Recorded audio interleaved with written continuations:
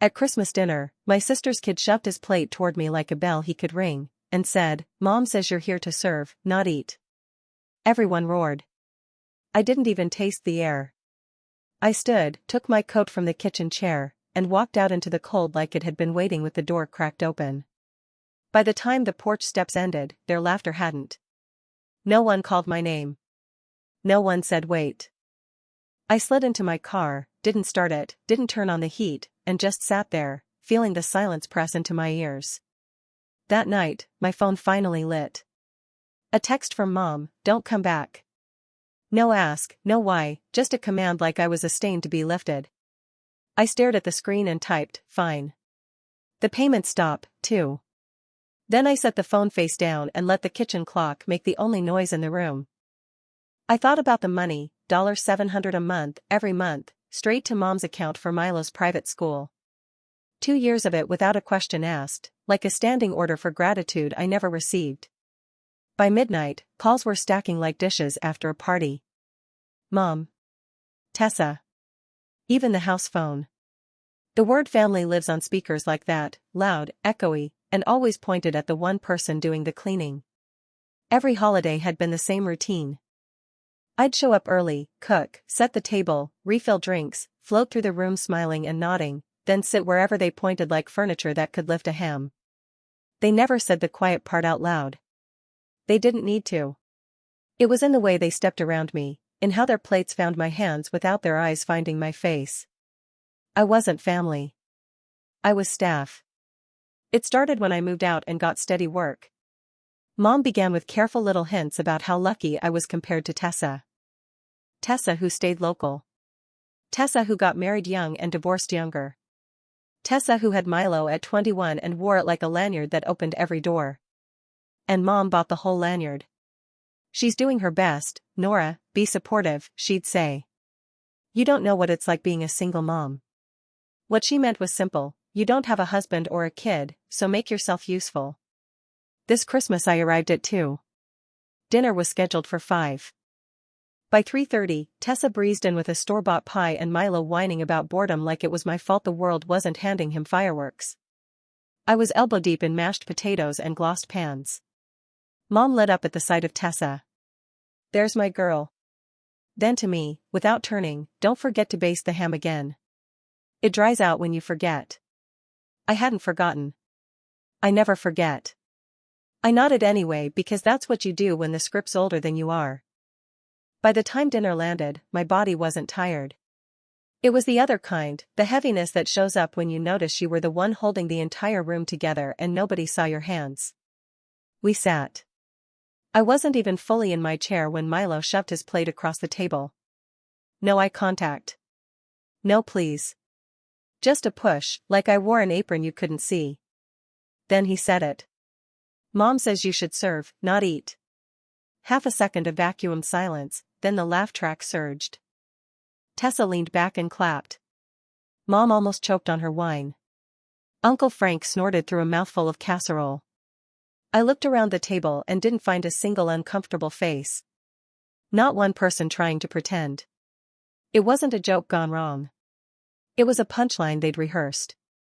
I stood, walked into the kitchen, put on my coat, and let the front door close behind me. No one followed.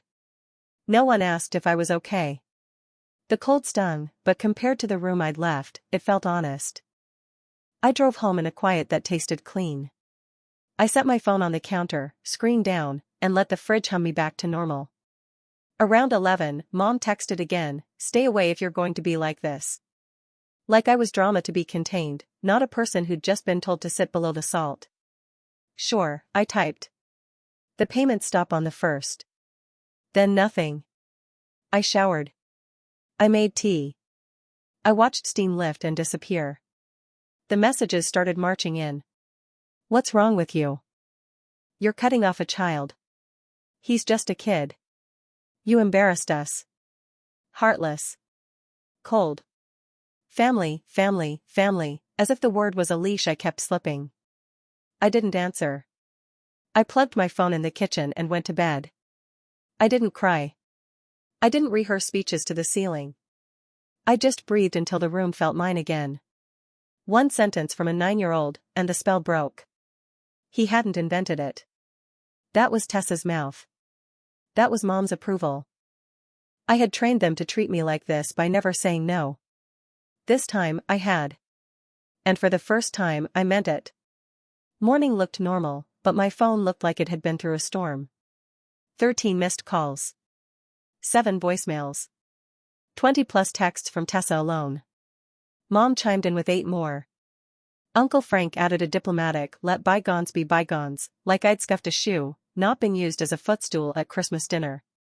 I skimmed. Tessa called me heartless in 3 new ways. Mom said money had made me cold. Someone mentioned Milo crying. Sure. They kept dragging the word family forward like a shield. I went to work. Answered emails. Sat in meetings with my camera off. Under my calm, something in me had shifted and finally clicked into place. I kept waiting for guilt to show up. It didn't. Freedom did, quiet and solid. Around noon, my bank pinged me, attempted login on the shared savings account I'd opened for Milo's school bills. I'd closed it the night before, quietly, like turning off a light on my way out.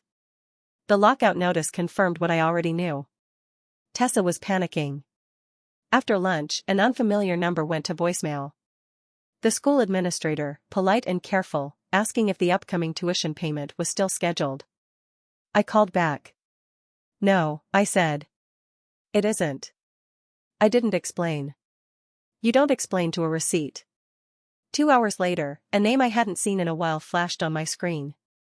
Owen, Tessa's ex. We'd only spoken once, during one of Tessa's wilder chapters, when he needed paperwork to prove he'd paid child support. He didn't waste time. She's telling people you're sabotaging Milo because you're jealous, he said. Can't handle not being the center of attention. I thanked him and hung up. That was Tessa's favorite trick, spin the story tight enough and she's the wounded one. It worked on Mom. It used to work on me. That evening, the doorbell rang. I looked through the peephole. Mom in her coat, holding a plastic bag that sagged like an apology that didn't want to be there. Probably leftovers. Probably her version of an olive branch I would be expected to bless. I didn't open the door. She knocked 4 times, peered through the side window, then called twice before leaving a voicemail I deleted without listening. 10 minutes later, she left like she expected me to stop her on the last step. By Friday afternoon, the tone pivoted. A long, carefully arranged email from Mom replaced the frantic texts. Gone were the accusations. In came regret, confusion, concern. My reaction was sudden and disproportionate. Milo didn't know what he was saying. Tessa was exhausted, not ungrateful. Couldn't I show some grace and remember that family comes before pride? Then the kicker, your father would be so disappointed in you. I stared at those words and felt nothing sharp, only clarity. She didn't know he didn't know.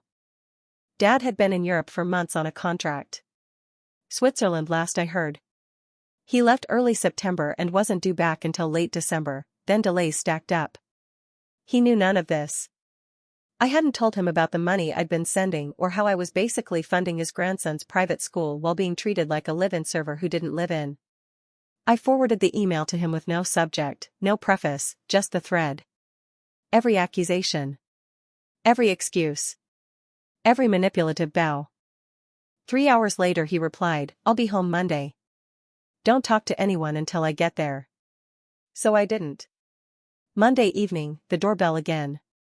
Through the peephole, there he was, small suitcase, the same dark travel coat, a little older around the eyes from months overseas and years of peacemaking between 2 grown daughters and a wife who never hid her favoritism. I opened the door. We stood there a beat, no dramatic lines, no courtroom.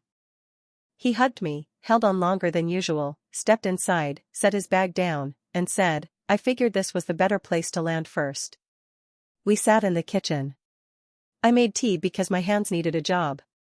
He didn't ask what happened. He didn't need to. Your mother picked me up from the airport, he said finally. She talked the whole ride. I nodded. He tapped the table once, slow. Then I read the email. We let the heat hum through the vents. For once I didn't defend myself to anyone, least of all him.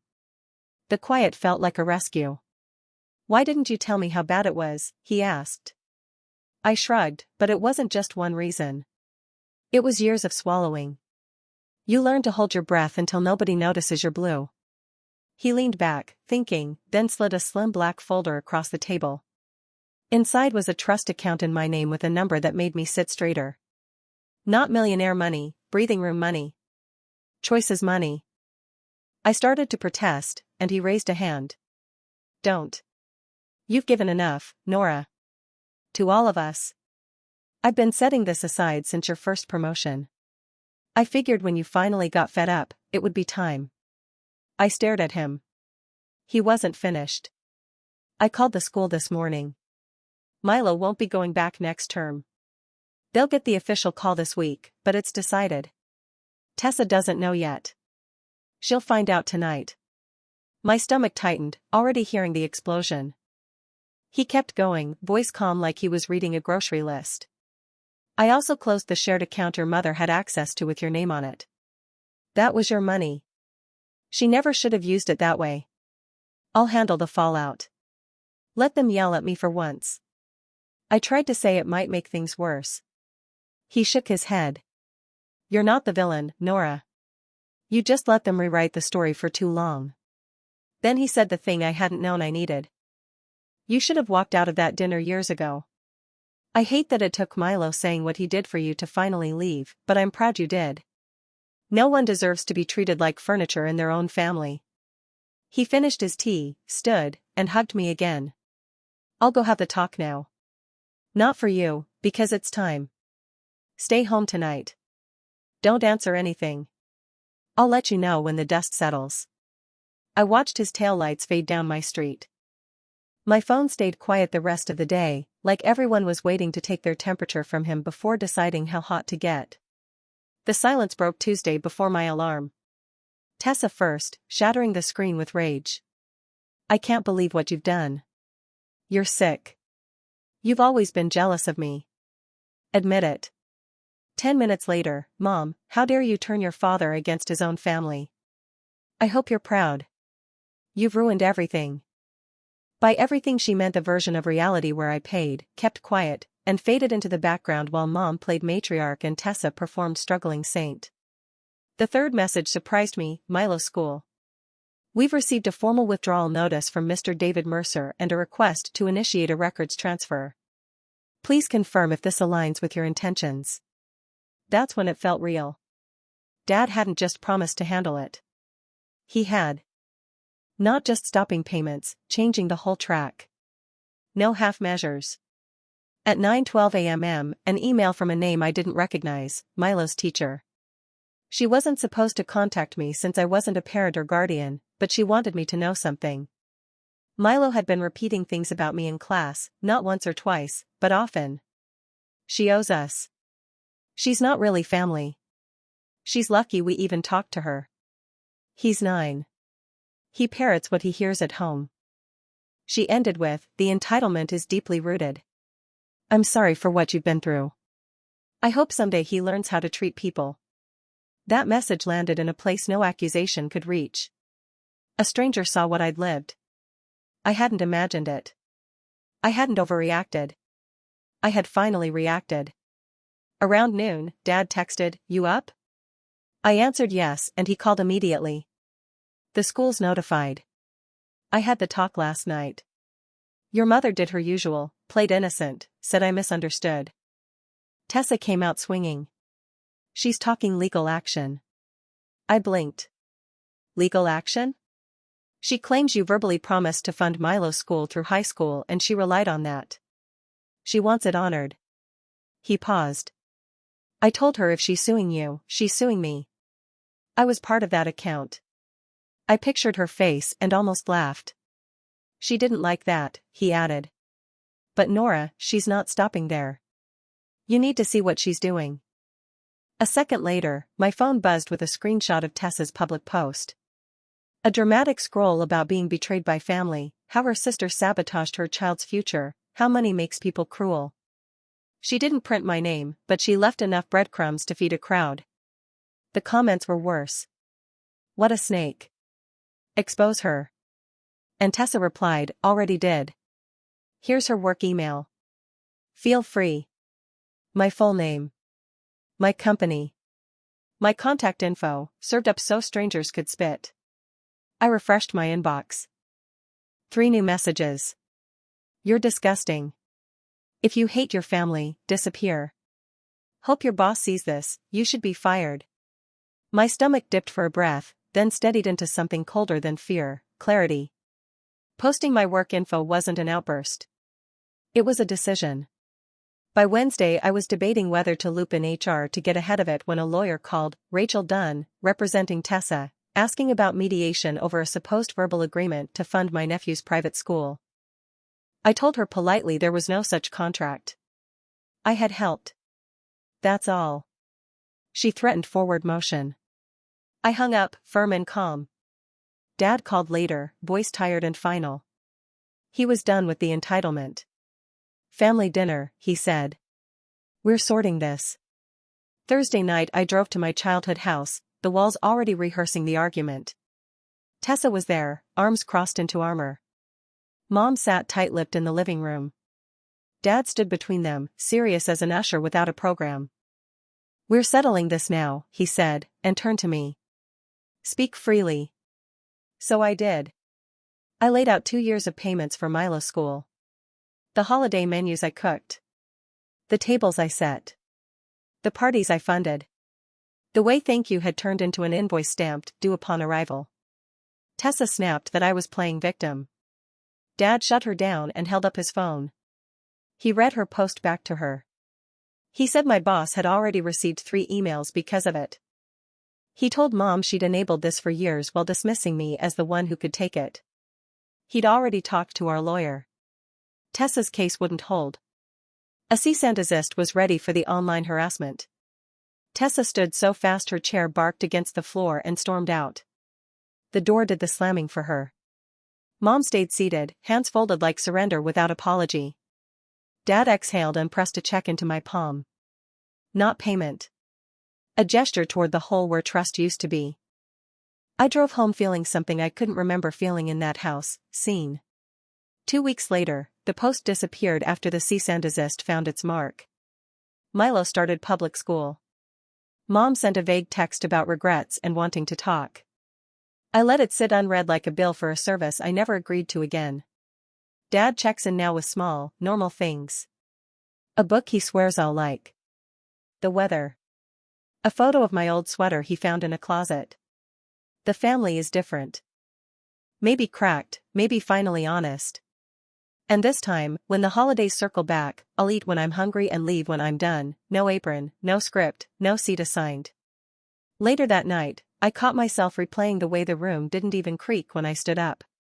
No chair scraped to follow, no hand reached for my sleeve. That kind of quiet doesn't happen by accident, it's trained, and I was the one who ran the drills. On the drive to work the next morning, the light on the dashboard clicked over to full, and I laughed out loud in an empty car. I wasn't low on anything.